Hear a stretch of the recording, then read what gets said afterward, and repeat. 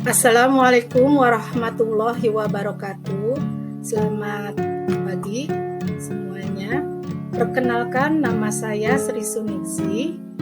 Saya guru sosiologi kelas 10. Saya akan memberikan materi tentang gejala sosial dan realitas sosial sebagai objek kajian sosiologi. Tujuan pembelajarannya yaitu dengan mempelajari bab ini, Anda diharapkan mampu menyimpulkan fungsi sosiologi dalam mengkaji berbagai gejala sosial dan realitas sosial yang terjadi di masyarakat. Gejala sosial yang terjadi di lingkungan masyarakat. Yang pertama, kita harus mengenal terlebih dahulu tentang apa itu gejala sosial. Gejala sosial adalah peristiwa-peristiwa yang terjadi di antara dan oleh manusia, baik secara individu maupun secara kelompok. Suatu peristiwa atau proses disebut gejala sosial karena perilaku oleh individu yang terlibat di dalamnya saling terkait.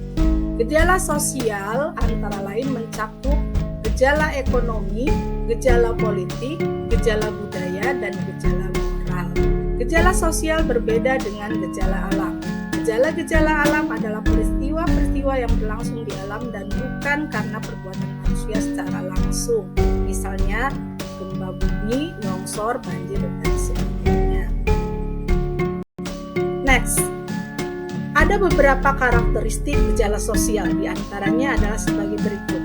Gejala sosial sangat kompleks. Gejala sosial beraneka ragam. Gejala sosial tidak bersifat universal. Gejala sosial bersifat dinamis. Gejala sosial tidak mudah dimengerti. Gejala sosial kurang objektif. Gejala sosial bersifat kualitatif. Gejala sosial sulit diprediksi. Lebih lanjut, kita akan mengenal jenis-jenis gejala sosial. Menurut Pitirim Ashorokin, di antaranya adalah sebagai berikut: gejala sosial religius, gejala sosial ekonomi, gejala sosial politik, gejala sosial hukum. Menurut Norman Blakey, ada 3 tingkatan gejala sosial, yaitu sebagai berikut. Gejala sosial mikro terjadi pada individu-individu dalam kehidupan sosial sehari-hari. Gejala sosial meso terjadi pada organisasi, masyarakat, massa, dan gerakan sosial. Gejala sosial makro terjadi dalam entitas sosial yang lebih besar seperti lembaga-lembaga multinasional. Sebelumnya Ibu pernah membicarakan tentang berbagai macam gejala sosial dan contohnya. Lanjut. Adapun perbedaan antara gejala sosial dengan realitas sosial sebagai objek kajian sosiologi adalah: yang pertama, kita harus mengenal perbedaan antara gejala sosial dan realitas sosial.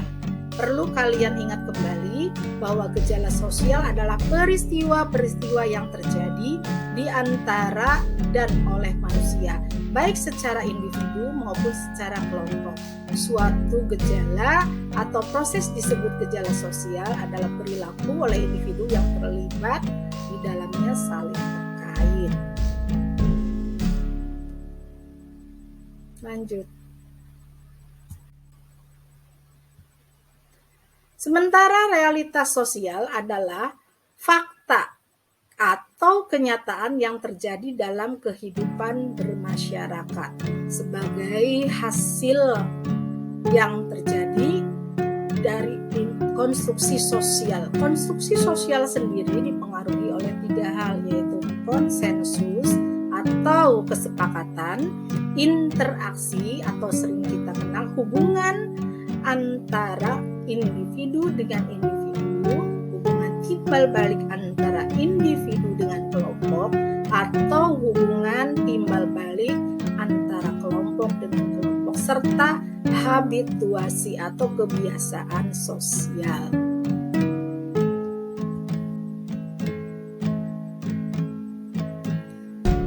Sosiolog merupakan ilmu yang mempelajari tentang tingkah laku sosial yang dikaitkan dalam interaksi sosialnya adalah hubungan antara individu dengan individu, individu dengan kelompok atau antar kelompok. Realitas sosial merupakan suatu jalinan yang terjadi sebuah fakta di mana hubungan itu memperketat jalinan hubungan.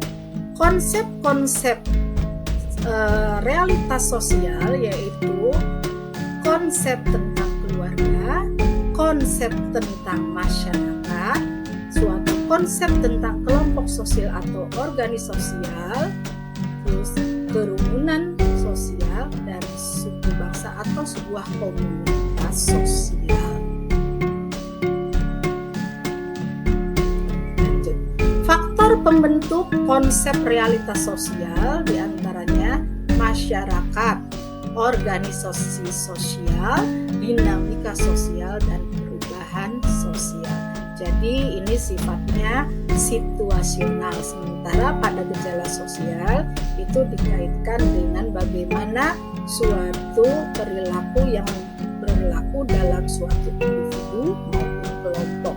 Sementara sebuah realitas sosial adalah fakta yang terjadi akibat dari adanya ide atau suatu proses yang terjadi baik secara individu maupun kelompok yang ada pada masyarakat, yang ada pada suatu organisasi sosial, ada pada dinamika sosial, ada juga terhadap sebuah karena adanya perubahan sosial. Proses terjadinya realitas sosial yaitu eksternalisasi adalah suatu proses di mana semua ide muncul dari pemikiran manusia. Objektivitas adalah proses di mana semua ide dipersepsikan dalam suatu kenyataan. Dan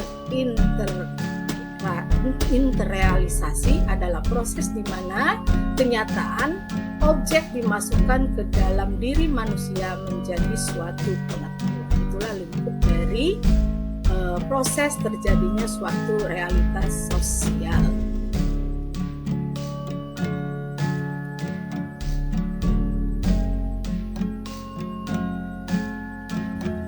Perhatikan contoh realitas sosial. Misalkan akhir-akhir ini suatu realitas yang akhirnya menjadi suatu fenomena sosial yang viral di berbagai sosial media, misalkan kasus fenomenal yang sangat menarik bagi kaula muda, terutama di daerah-daerah kota, yaitu tentang Citayam Fashion Week. Ya, pada konsep Citayam Fashion Week ini terjadi sebuah fenomena sosial yang bermula dari perkampungan dukuh atas dan dukuh bawah yang ada perbedaan kesenjangan sosial dan ekonomi golongan orang-orang atas dengan golongan pinggiran bawah.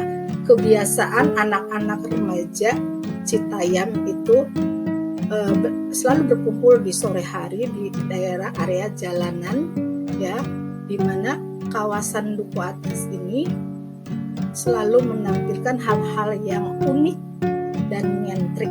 Mereka nongkrong setiap sore dan menjadikan viral karena diupload di sosial media. Karena kekinian terjadi suatu perubahan.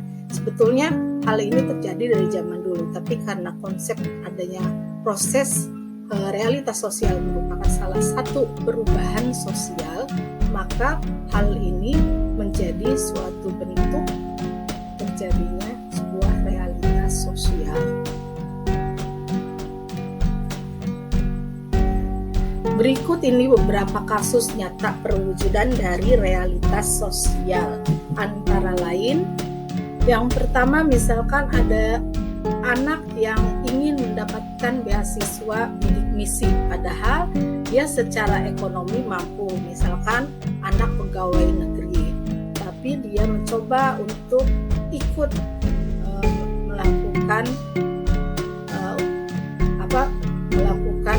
suatu percobaan coba-coba untuk ikut serta dalam program bidik misi. Ternyata berhasil, padahal secara ekonomi dia mampu, tetapi karena berhasil dan selalu ada aturan dalam proses bidik misi, bagaimana caranya video yang diunggah atau foto-foto yang diunggah sebagai syarat mendapatkan bidik misi itu berhasil, maka sedemikian rupa keluarga mencoba untuk mendukungnya karena ada keinginan untuk mendapatkan beasiswa dalam bidik misi, walaupun sebetulnya banyak yang layak, dan itu ada menjadi sebuah fakta yang terjadi pada masyarakat. Misalkan pembangunan yang terjadi dalam suatu desa dan kota terjadi ketimpangan atau kejomplangan, di mana pembangunan sedemikian rupa ingin dijadikan rata, tetapi pada faktanya ternyata pusat ada di kota dan pembangunan atau fasilitas-fasilitas banyak sekali terjadi di kota, sementara di desa-desa banyak kekurangan. Bahkan kalaupun ada pembangunan, ternyata pembangunan itu tidak berhasil. Misalkan membangun pusat-pusat hiburan atau pusat-pusat perbelanjaan yang modern. Kalau di kota dengan segmen masyarakat yang menengah ke atas, hiburan atau tempat-tempat hiburan, pembangunan seperti mall ataupun pusat perbelanjaan itu akan laku. Tapi ketika di desa dengan latar belakang sosial ekonomi menengah ke bawah, itu kemungkinan terbengkalai dan mereka masyarakat tidak tertarik terhadap pembangunan. Disitulah pembangunan menjadi suatu ketimpangan secara sosial dan ekonomi. Misalkan Pancasila secara realitas sosial menjadi keputusan final dalam dasar negara yang kedudukannya menjadi pemandu dalam kehidupan masyarakat Indonesia. Misalkan secara real bahwa Pancasila, misalkan sila pertama, berketuhanan yang Maha Esa, maka sebagai warga negara Indonesia wajib hukumnya untuk memeluk agama yang sudah ditetapkan oleh bangsa Indonesia sebagai dasar falsafah pedoman bangsa Indonesia. Selama sebagai warga negara Indonesia berhak dan wajib untuk memeluk salah satu agama. Seseorang menjalin ibadah kepada Tuhan sebagai kewajiban atas kehidupan yang dijalankannya, sehingga ketika memutuskan untuk memilih agama, maka dalam setiap agama itu ada hak dan kewajiban, ada larangan dan kewajiban, maka harus diikuti. Ada kewajiban yang harus diikuti sebagai upaya mereka untuk taat terhadap agamanya. Terus ada gambaran atas keberagaman masyarakat Indonesia yang menjadi sarana untuk memajukan pergaulan antara suku, agama maupun antar golongan. Perlu kalian ketahui bahwa bangsa Indonesia beraneka ragam.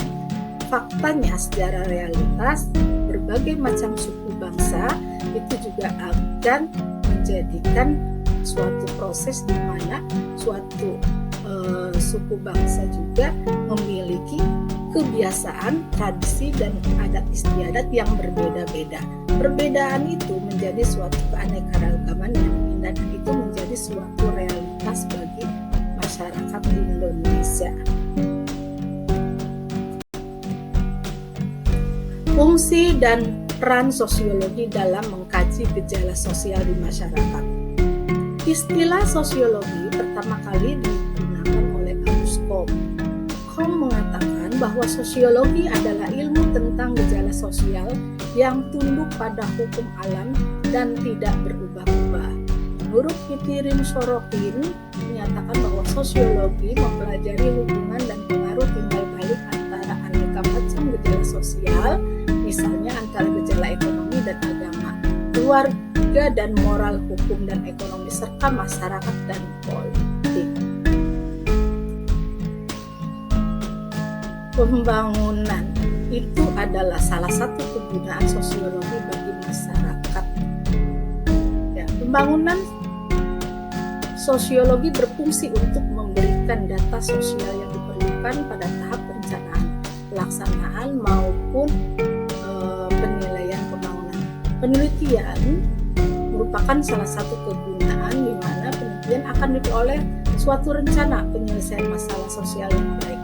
Dari data yang dihasilkan dari penelitian sosiologis, dan para pengambil keputusan dapat menyusun rencana penyelesaian suatu masalah sosial seperti cara mencegah kenakalan remaja dan mengatasi masalah pengangguran. Peran sosiologi di masyarakat adalah sebagai berikut. Sosiologi sebagai ahli riset, sosiologi sebagai konsultan kebijakan, sosiologi sebagai praktisi, sosiologi sebagai guru atau peneliti. Nah, inilah peran-peran yang biasa dilakukan oleh para ahli sosiologi. Misalkan sebagai guru atau pendidik bertujuan untuk membina, membimbing perilaku siswa untuk lebih memiliki kekuatan karakter yang sudah ditetapkan di dalam kurikulum. Dan misalkan jujur, bertanggung jawab, peduli sosial. Selain itu juga siswa diharapkan setelah belajar mempelajari sosiologi, mereka lebih memiliki hubungan manusiawi atau hubungan sosial yang tinggi di antara individu dengan individu dan kelompok atau antar kelompok. Baik, itu saja yang sudah Ibu sampaikan. Terima kasih. Wassalamualaikum warahmatullahi wabarakatuh.